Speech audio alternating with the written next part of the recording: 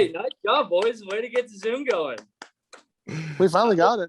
I mean, don't you don't have to close any deals anytime soon over a Zoom call. Okay, so what's great about our world, we get mulligans. Okay. Okay, so you just keep trying until you get it right. Yeah. And at the end of the day, no harm, no foul. I don't have to bring in a USGA official. Lord. You are not a USGA official. You're way too cool for that. Don't have to bring one in either. What are y'all doing? You catching any fish look good. today? We slayed yesterday. It was fantastic. It was a little suspect about how it would work out.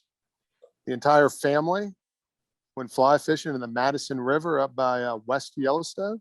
The entire family, great. Huh? Yeah. Which two of them have held fly rods before. So you being one of them. How far you've come in 12 months. I know, right? Oh, it's amazing. It's fantastic. So y'all did catch some fish, right? Sorry, I was messing with my camera. Yeah, bud. So my son, Henry, who's 10, is hooked, no pun intended. Like, is he really? His guide, Mike, Mike just took off. We didn't see him for 3 hours later. I imagine Mike's a pretty stand-up guy, I hope. I haven't heard any stories yet. They slayed, and he talked Mike's ear off. So inquisitive about it, loved it. Both girls caught fish. The wife caught fish. Good times. It was great. Like a perfect trip. Yeah. Henry got the big fish, 18-incher. He's fired up. Yeah, he's been letting everybody hear about it since. I love that. So we're in Cody, Wyoming now, Greyson. Getting into the sports arena for Palomar has been so successful that I'm scouting out the Cody rodeo tonight. Okay. See if there's anybody we might be able to piggyback on there. I love that. Yeah, that might be smart. You never know. And me personally, I'd like to thank you for having to do this at 6 p.m. Eastern time, because you're getting me out of the first half of the swim meet right now. So. Yeah, you had to do it. You had a Zoom call. You had work. Hey, this is work. This is work, man. This is work. This is a big W getting out of that thing. I tell you, this thing's visual. Well, hey, look, fired up about you being at the Open again. Thanks. Okay. Hopefully you booked your room through the weekend, because I believe you're going to need it. I'm not checking out until Monday. I like it. So we do have a few questions we like to ask. One off the cuff. Wait, hold on. Do you need to officially start the thing? Well, I don't know. Last time Jessica just let it rip from the beginning organically, but that's true. Organically. Do something. Steve, do something. Steve, how about you make an intro? Can you do the intro? Okay. All right. All right. We'd like to welcome everybody to our podcast with Greyson Sigg, who is out at Torrey Pines right now, getting ready to tee off on Thursday morning for the U.S. Open. Greyson, thank you for joining us today, taking out some time. I know you have some more pressing matters than talking with us, but we thank you for taking a few minutes. And you got it, boys. Always. Yeah, I'm happy to do it. I'm looking forward to having some fun with y'all. Yeah. So let's jump right into it. Love it. Let's go. The mustache, do you think it's too much? I mean, do you think you're just sending a message straight across the bow? I mean, there's been US a Open. few guys who've looked at me and they're like, all right, I know this guy's come to play. So it sends a message right off the bat, Rivers, right? No doubt. I mean, you're going straight chapter 1 of Kenny Powers. You either go Malay, cabbage in the back, a little party in the back, or you just go straight cookie dust. I still got to work on the cabbage in the back, but funny story. I shaved this mustache the Sunday night after Nashville, after I just played super average for 2 weeks, and I'm like, I got to change the mo. So I shaved the mustache, kind of messing around a little bit, and I ended up winning the week after in Knoxville. So the mustache has hung around for a little bit. So hopefully, do you have to keep the mustache for the rest of your career now? Well, I hope so. I hope I have a mustache for the rest of my life. I mean, if it grows down to here, I'll be a really rich man. So Greyson, Steve can relate. He started growing his hair out, then he closed a Starbucks, a Texas Roadhouse. See, here we go. I think he got some pretty good action on a food line up in North Carolina. Yeah, hasn't cut his hair since. Why would you? You gotta let it go. Your hair, you're done. You're toast. Yeah, it's like Samson. You gotta let it go. David tried going his hair out, but we ended up shaving. Mother Nature. The genetics had something else in mind. Speaking of sometimes that letting it gets in go. the way too. Yeah. So man, you've had a big month. I mean, you get your first victory. You get your PGA Tour card guaranteed for next year, and you qualify for the U.S. Open. So I mean, what's been the highlight? And you got to do the Palomar podcast episode 2. So I was hoping to let him say that, but thanks for jumping in there, David. This is definitely probably the funnest thing I've done and the most busy thing I've done in the past month and a half. But yeah, I mean, everything's good, man. I can't complain. I'm here at Torrey, so looking forward to a good week. And I've been playing great. Like I said, I had a couple of average weeks to start, probably 6 or 7 weeks ago, and finally got the putter going a little bit for Knoxville, and got my first trophy on the Corn Ferry. So that was huge. And whoa, did you see that? Yeah. Did you? Yeah. Was that a soap? What did you have? Can we put the phone book All right, under I'm getting back again? up. Yeah, we need the phone. Can we put the phone book back under there? Okay. Yeah, there you go. But yeah, it's been good. And I took a week off, and when they were playing in, I think, Chicago, went home and drank pretty heavily for 4 or 5 days to kind of reset everything. And recalibrate it. Yep. Obviously pretty good. It worked out. Sometimes you need to do that. Sometimes you need that. You need that. I was pretty stressed out. So got everything refreshed and back in action. And here we are at Torrey. So I'm looking forward to a good week. Nice. Hey, let me ask you, what they kept saying whenever you won Knoxville, they kept saying that you met that like 1700 point threshold. Yeah. What does that mean? Because like I don't understand. They never explained like why 1700 points is like does that just mean mathematically you can't fall out? 1700 points is like a for sure lock. But by the end of the year, I mean, this is such a weird year because it's 2 seasons in one combined, right? So the points are through the roof, and there's been, Mito Pereira won 3 times. And so he got a promotion to the PGA Tour actually last week in Greenville. So, but he's not even number 1 on the list. So there's so many points, and it's so bunched up around that, like, from 10 to 35, to where, if you're sitting 28th on the money list, you got to go pretty much finish top 10 to move 3 spots up, right? Because there's so much points. And so they're saying 1700 safe, but I think if you're at 1500, it's probably going to be pretty close to that 25 number at the end of the year. So right before my win, I was kind of on that cusp, and I was like, I knew I needed to probably get to about 1600 to be fully safe, but that win kind of solidified a lot of it. So that was well, nice. to get to a point where you've got now house money, you got a place to play. Just has to free you up. Well, for sure. I mean, I've kind of been, to be honest with you, I've kind of been playing on that house money for a while. Agreed. I mean, I've been in that top 15 for as long as I can remember, which is amazing. I mean, it's way easier to go tee up in a golf tournament when you're 15th on the money list than you are, 76 fighting for your job the next year. I mean, that's a little different story there. So I feel for those guys a little bit, but we've all been there, and it's every day in the world of real estate, brother. Okay. Exactly. You guys stay hungry. Exactly. You guys stay hungry. So let me ask you, right. I mean, you have to. After Knoxville, did you get to keep that orange jacket? I gave it away. I gave it to my agent. He's a big Tennessee fan, and a couple of his players have actually won that tournament, and so he has 2 of them in his office. And I said, "Here you go, bud. Here's 3 for you. I don't want this shit in my house." Did they only have one jacket? I feel like in the picture of that ring, it was like it was great.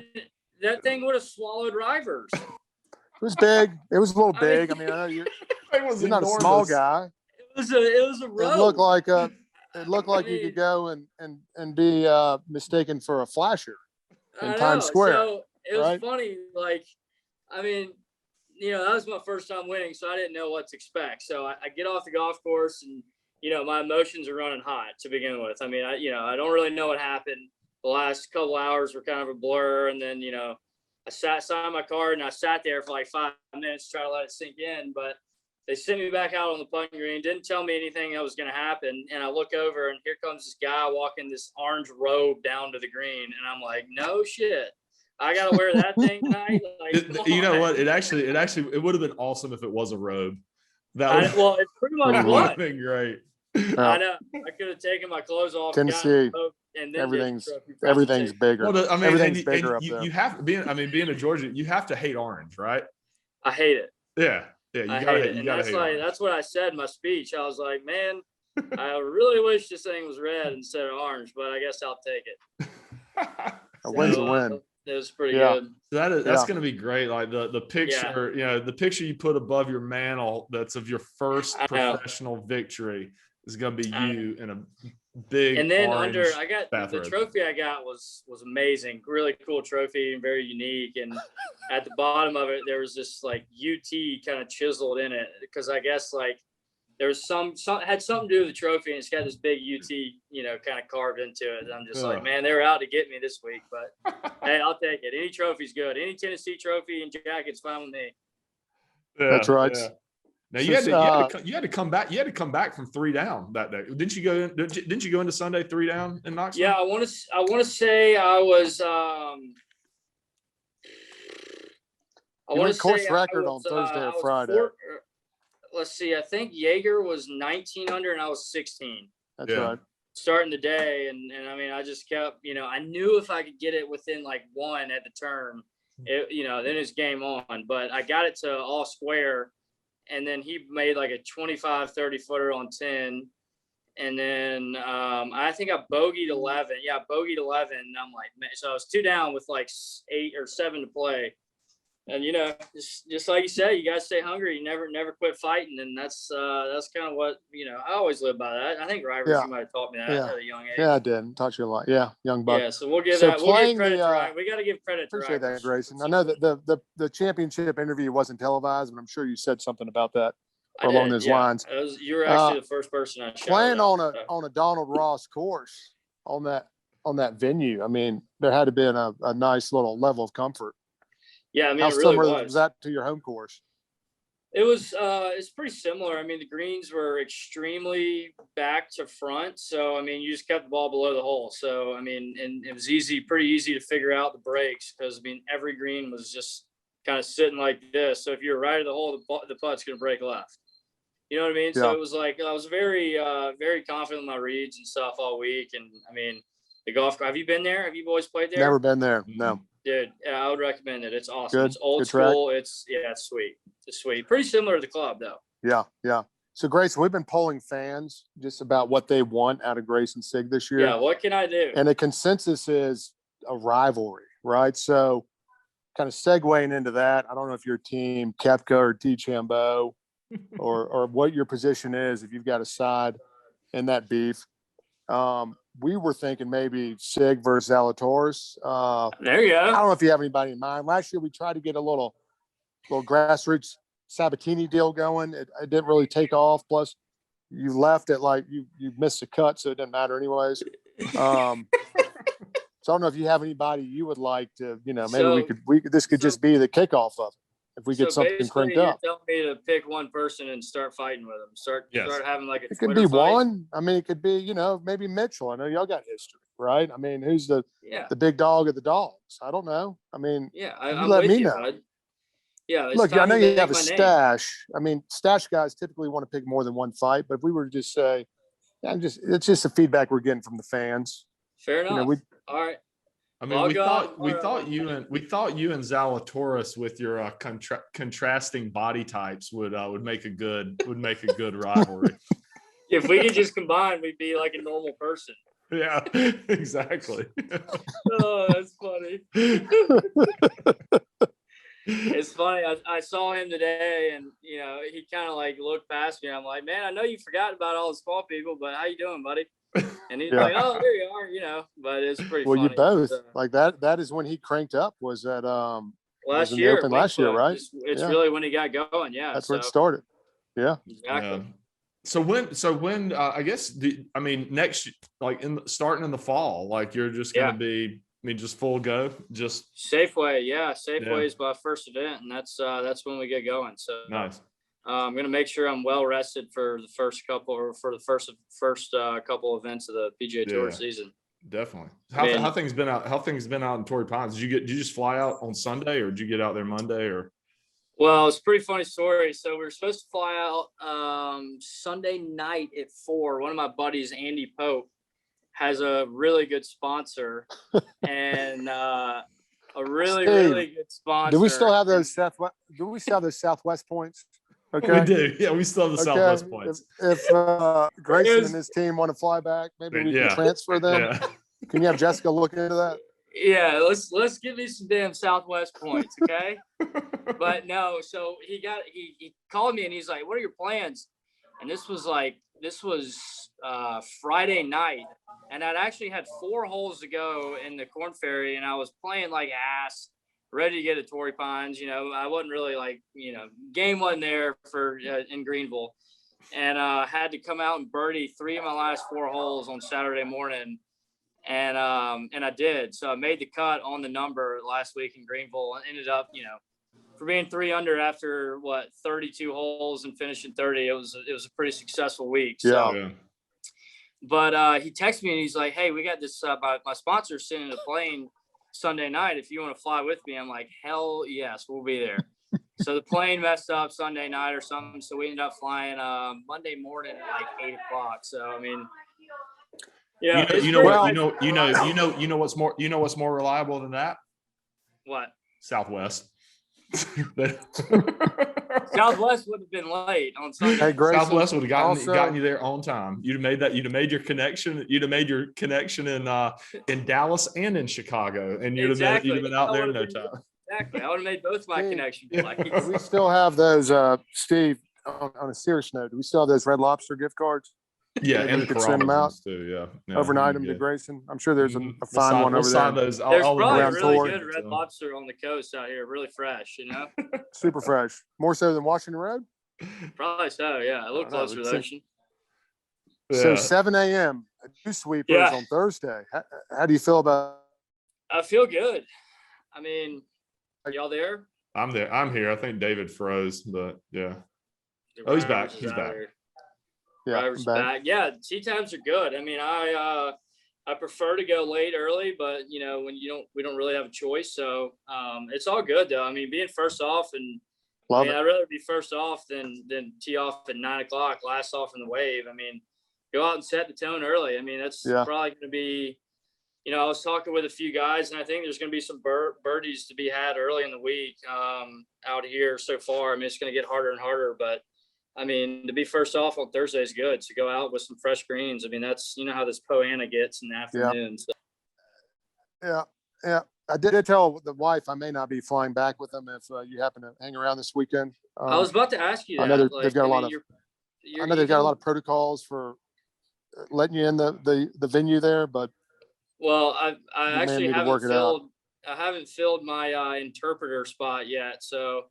If I need you to come walk around with me and be my spokesperson, then hey, I may get a match. Is that to go by then? Is that a box you can check whenever you're? That is, it's funny because they're still being weird. I think we get 4 tickets every day, which is not very many. So I don't know if there's gonna be too many fans out here. They haven't really announced how many fans that they're gonna have, but. I mean, players are doing it with like coaches. I mean, listen, their dad is their swing coach, and then their best friend is their short game, as their chipping coach, and then they got their uncle as their putting coach. So there's some loopholes around it. So if you guys want to come out, then we might have to put you as an interpreter. Look, I'm a quick Southwest flight away. No, we're keeping it the other way around. I like the last tip you gave me. Just make the putt.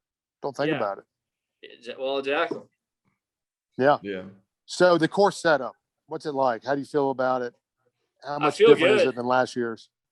Last year was just complete carnage, and to be honest with you, it's like kind of.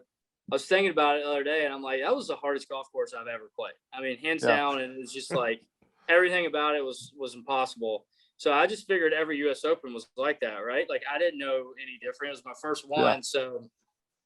But I'll tell you what, Torrey Pines is amazing. I mean, it's right now the fairways are firm, fast, they're rolling. Around the fairways, there's definitely some rough, but it's definitely kind of, it's probably 50-50 if you get a good lie and you can kind of advance it. I mean, I don't think you can hit more than a probably 7-iron out of it. I mean, I had a few today where I hit it in the rough, and I think I had like 160 yards and just kind of hit a 9-iron as hard as I could, and it actually got in front of the green. So, I mean, you can advance it to the green at least. And I mean, this golf course is normally like 7,700 yards, and it's really not playing that long right now, which is good for me. So, I mean, it's but around the greens, I will say there's some pretty serious rough. So it's pretty playable from the fairway until you get to the green. But if you miss around the greens and it does stay in the rough and doesn't go in the bunker, then you're going to have some probably 12, 15 footers for par.